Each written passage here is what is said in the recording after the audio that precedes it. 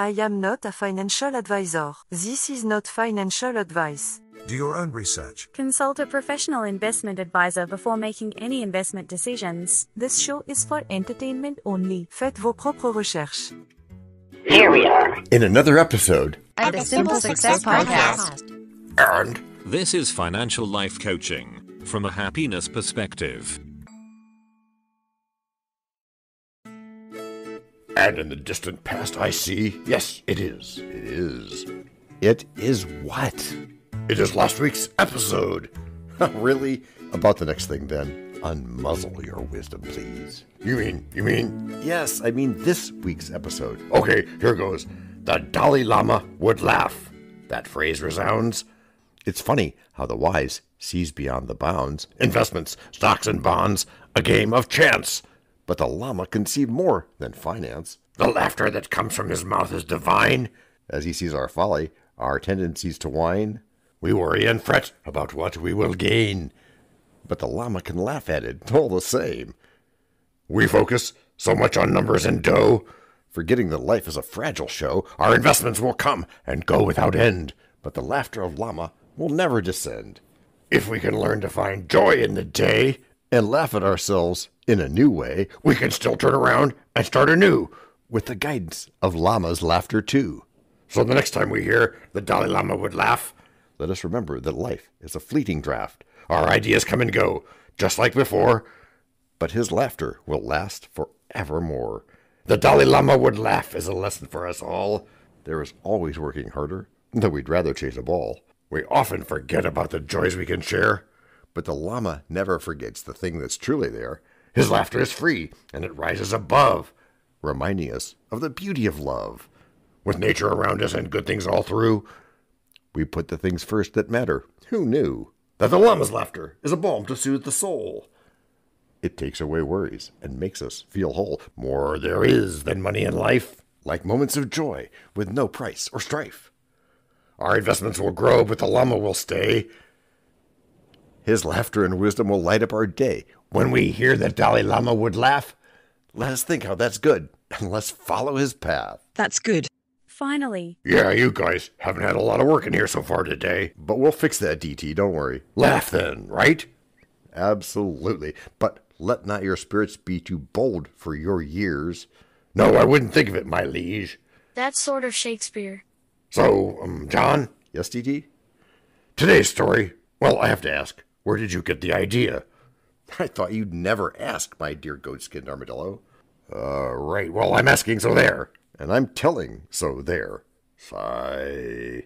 Un libro? Es said in Spanish. Sigh again. Yes, DT. The book is one you can find in most libraries. It's called Joy. J-O-Y, Joy. And it's about? It's about 300 pages or so, like most books. John. Right. Sorry. It's a book co-authored by His Holiness and also by Archbishop Desmond Tutu. Oh, surely they knew of each other. Yes, they did, but they had not met until this time.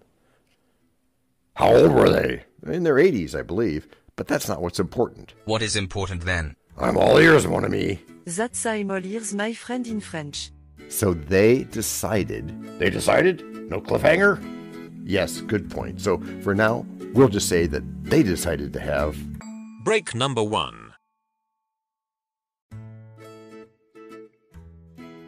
Hello, everyone. This is John with the Simple Success Podcast, financial life coaching from a happiness perspective. Because we know you want to show us some serious love in return for the tremendous benefits you get from us, please subscribe to us in your favorite podcast player. You can find us on both the App Store and the Play Store because our message is for everyone. Leave a rating for us, or even better, tell a friend. Whichever you choose, thank you so much for helping us do this for you. To leave us a written message, which just might lead to more in a future podcast, go to those same written show notes to find our subreddits.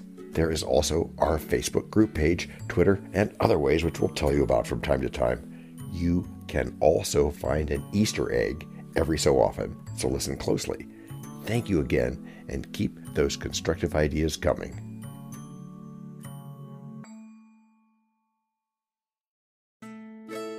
So, I get to start this week's second act, huh?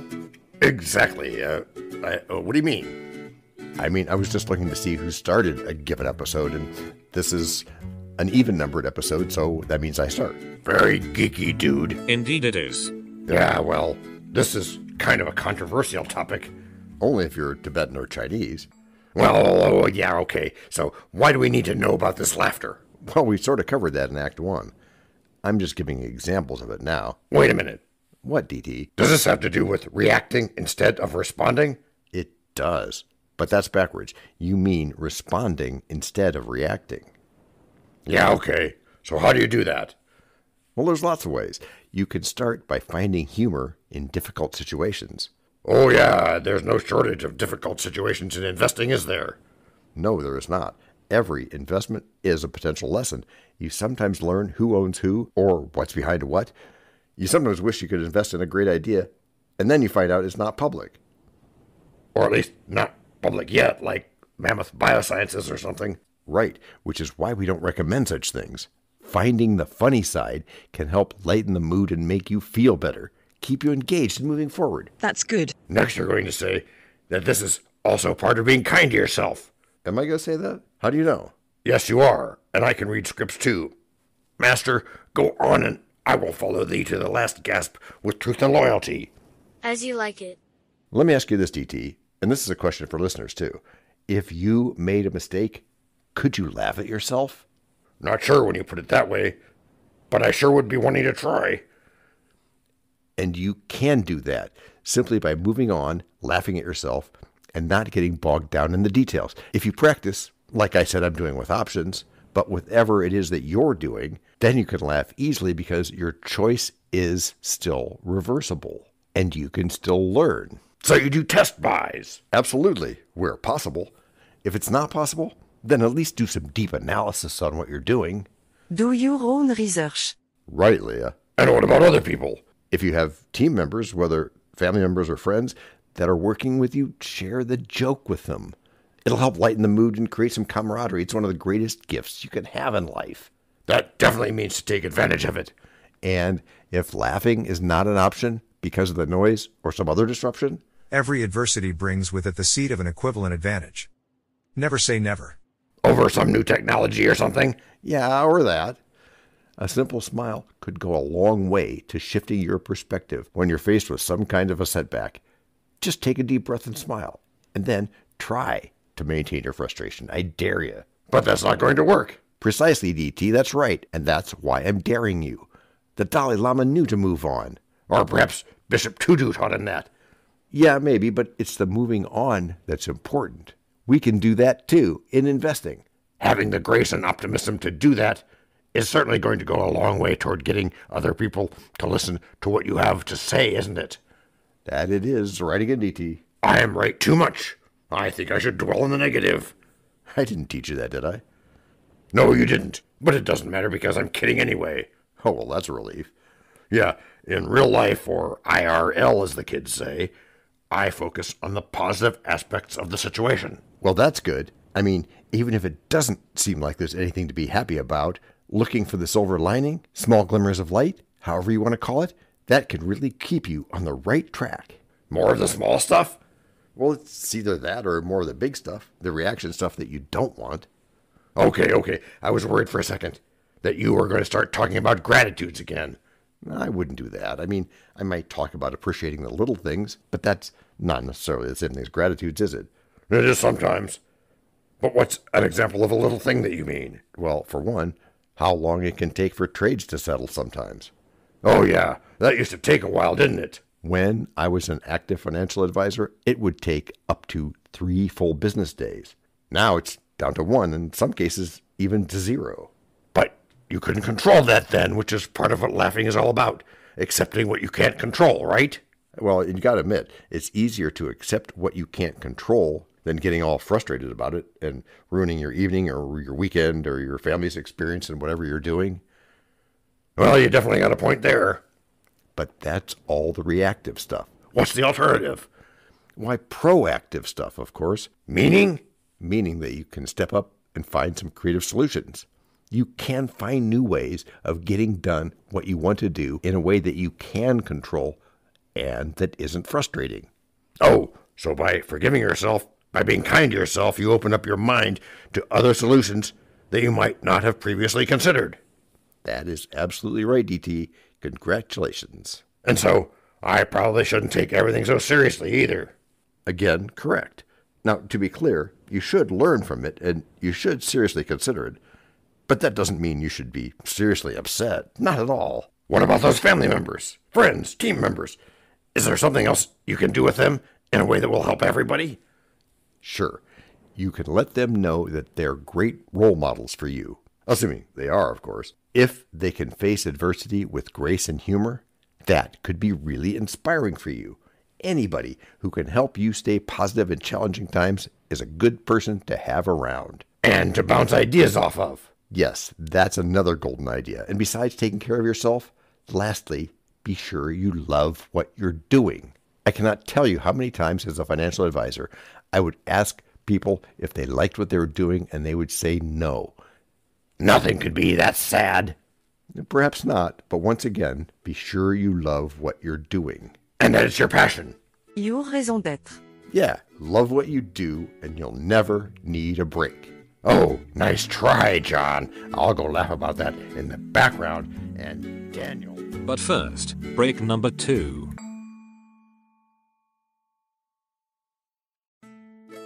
We know a lot about you already because we know ourselves. For example, we know that you know how to listen to our podcast. We also know that you probably know how to subscribe. So as soon as you're done with that, tell us your story. We have ways you can contact us. It involves a special link where you can leave us a message. We may have an email address for you as well in the future, and we'll let you know if that happens. The reason for subscribing? I thought you'd never ask. When you subscribe, you automatically download all future episodes of that podcast. It just happens in your player without you having to go search again. How cool is that? This means better rankings for the podcast, more attention from advertisers, and more money. And this means more and better stuff for you. So your motivation is simple and easy. Subscribe today, whatever app and from whatever place you like. And don't just try to subscribe. There is no try. There is only do. We're changing the way we look at things, and remember, that's good. Eso es bueno, sebo. Also remember, this is financial life coaching from a happiness perspective. Coaching happiness. Our call to action is right in the show notes. Find it, and you win too.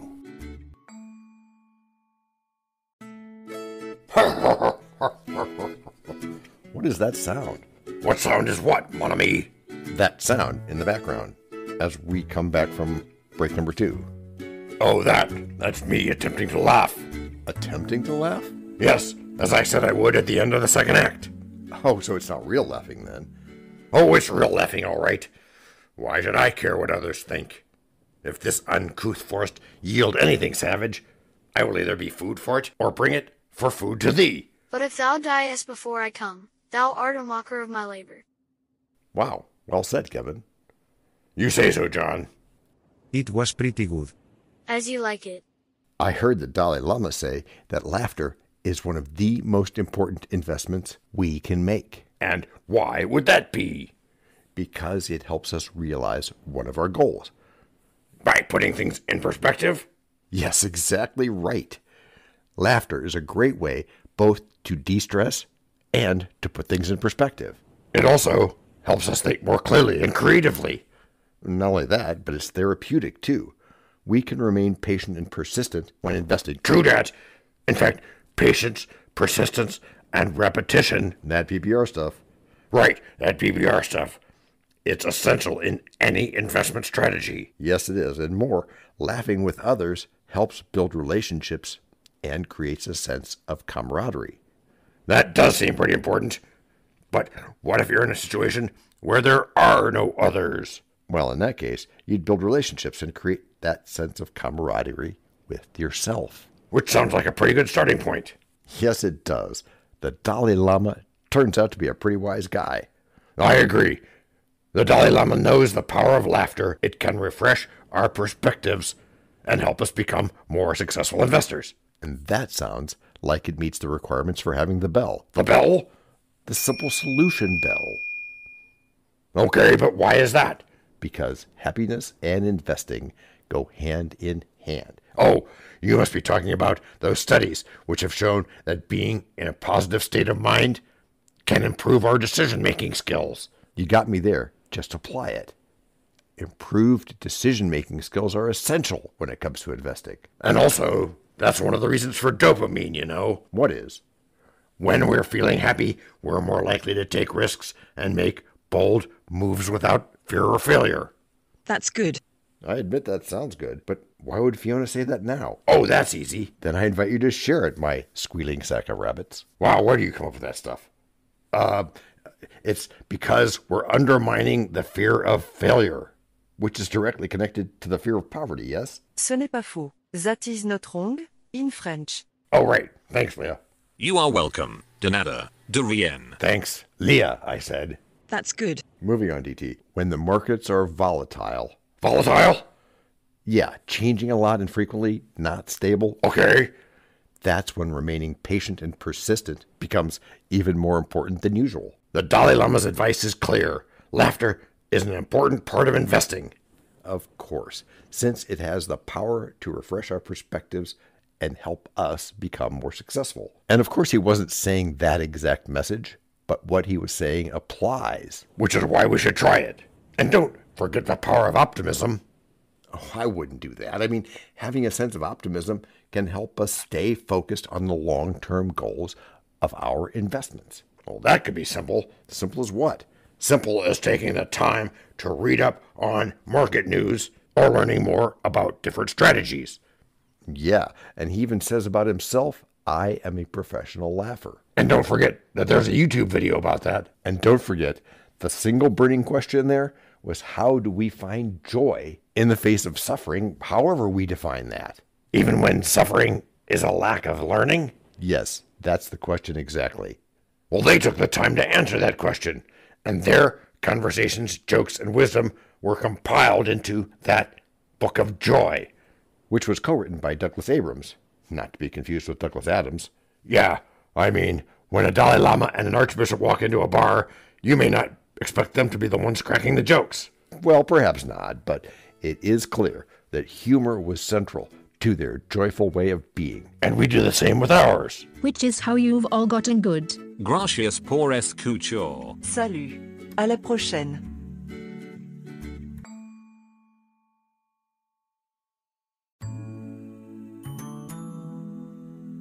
This podcast and our other podcast are productions of Little Red Hen Industries. The supporting cast who helps me bake the bread includes Techno King, John C. Brandy, Alter Ego, Doubting Thomas, Fact Checker, A Small Brown Beef Animal, Seriously, Tiny. Facts are important but are also easy. Social Manager, Abraham Lincoln, Media Expert, Augustus Caesar. Psychologist, William James. Sound Designer, Adobe's Creative Suite. Spanish Consultant, Cameron J.K. Brandy. French Consultant, Leah, the Do-Your-Own Research Lady. Videographer, Etomon Koshki. Audio Props, Les Paul. Inspiration, many podcasts and other sources, and of course Napoleon Hill. We also have websites, and you can subscribe to both podcasts. You can even send us a video, audio, or text message. But of course, you'll have to head to the show notes, either on your phone or on the web, to get the links and stuff. All the clickable links are in the show notes. And before we forget, the artificial intelligence or AI voices you hear in our work come from Google, Amazon Polly, and OpenAI, like we say in the show notes. We just love what AI can do when lovingly crafted. Finally, you can find us on Podmatch.com, Matchmaker.fm, Podbooker, and Podcast Guests, where we consider guests and consider guesting on other people's shows. And really finally, the music for our pods comes from Cute by Ben Sound and from Piano Background by Nick Simon Adams, as well as from AI MuseNet. The sound effect credits go to Jackson Academy Ashmore, Canusi G, Dr. Jekyll, Joe Payne, Everything Sounds, MK Play More Stories, ERH, Sand Emotions, Big Pickle 51, and Just Kidding. Yes, that's his or her name. All on freesound.org. Also, languages are the bomb. Paul.